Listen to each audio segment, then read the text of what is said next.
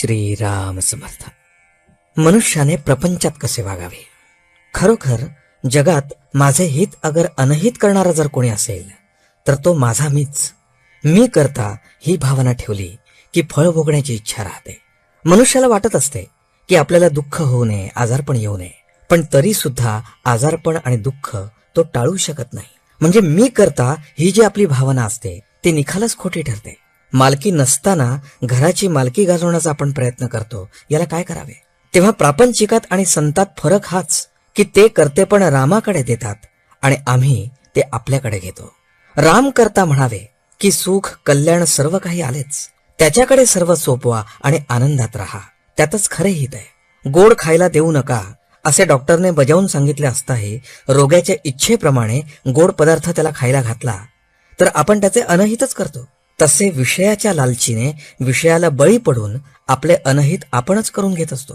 आजारी माणसाला 3 गोष्टी कराव्या लागतात. एक, कुपथ्य टाळणे, दुसरी पथ्य सांभाळणे आणि तिसरी औषध घेणे. तसेच भवरोग्यालाही 3 गोष्टी कराव्या लागतात. एक, दुस्संगती, अनाचार, मिथ्या भाषण, द्वेष, मत्सर वगैरे अवगुणांचा त्याग करणे. दुसरी, सत्संगती, सद्ग्रंथ सेवन, सद्विचार आणि सदाचार असणे. आणि तिसरी आणि सर्वात महत्वाची गोष्ट म्हणजे नामस्मरण करणे. हेच औषध सेवन होय. साधन हे वयावर अवलंबून नाही. मी केव्हा जाणार हे माहित नाही, तेव्हा वयाने मी मला मोठाच म्हटले पाहिजे. आपण आपल्या जिभेला नामाचा चाळाच लावून घ्यावा. पहिल्याने विसरेल, पण सवयीने आपोआप आठवेल आणि मग भगवंताच्या अस्तित्वाची जाणीव होईल. साधनात थोडी बळजबरी पाहिजेच. नियम थोडा करावा, पण तो प्राणापलीकडे सांभाळावा. नियम जास्त केला तर तो चुकवता कसा येईल याचा मार्ग मन शोधायला लागतं. नाम घेणे हेच भगवंताकडे चालणे होय. साधनात पुढे आलेले आपण मागे जात नाही ना, याकडे लक्ष पाहिजे. नामाबद्दलची तळमळ कमी व्हायला बाहेरच्या कितीतरी गोष्टी कारण आहेत. रोजचा प्रपंच आहे, व्यवहार आहे, मागच्या आठवणी आहेत, पुढची काळजी आहे. अशात आपले नामस्मरण हट्टाने चालू ठेवले पाहिजे.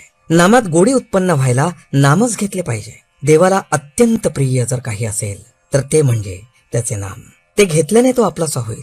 देव तुम्हाला खात्रीने भेटेल. जसे पाणी गोठल्यावर बर्फ होते तसे नाम घेतल्याने श्रद्धा घट्ट होते. श्रद्धेमुळे देवाला तुम्हाला भेटावेच लागेल.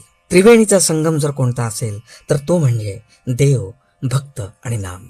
जिथे देव असेल तिथे भक्त आणि नाम असते, आणि जिथे भक्त असतो तिथे नाम आणि देव असतो.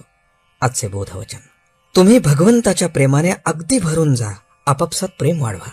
जानकी जीवन स्मरण. जय जय राम.